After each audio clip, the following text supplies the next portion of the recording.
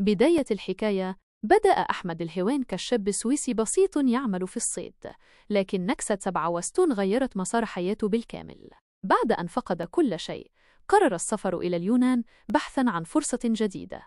هناك التقى بشخص يدعى ريتشارد، الذي لم يكن سوى عميل للموساد الإسرائيلي.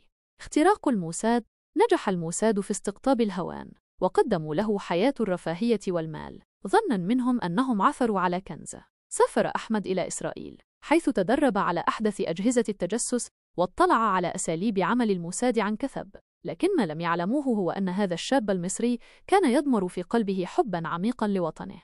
مفاجأة المخابرات المصرية: بمجرد عودته إلى مصر، توجه أحمد الهوان مباشرة إلى المخابرات العامة المصرية وكشف لهم كل شيء. كانت هذه اللحظة نقطة تحول حاسمة، حيث وجدت المخابرات المصرية في هذا الشاب الشجاع فرصة ذهبية لتنفيذ واحدة من أخطر عمليات التجسس المزدوج في تاريخها: عملية الجوهرة. بدأ الهوان في إرسال معلومات مضللة إلى الموساد، كلها كانت من إعداد المخابرات المصرية. كان الموساد سعيداً بجوهرته الثمينة، ولم يدركوا أنهم يقعون في فخ محكم. وفي إحدى المرات أرسل الموساد له جهاز تجسس فائق التطور، ظن منهم أنه سيساعدهم في الحصول على معلومات حقيقية. لكن الهوان سلم الجهاز للمخابرات المصرية، التي قامت بتحليله والاستفادة من تقنياته المتطورة، مما مثل سبقاً استخبارات كبيراً لمصر.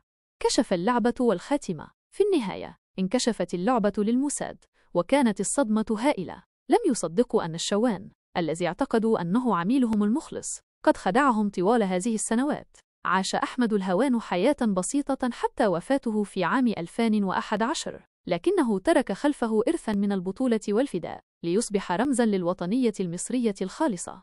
قصة جمعة الشوان ليست مجرد حكاية جاسوس، بل هي شهادة على قوة الروح الوطنية والعزيمة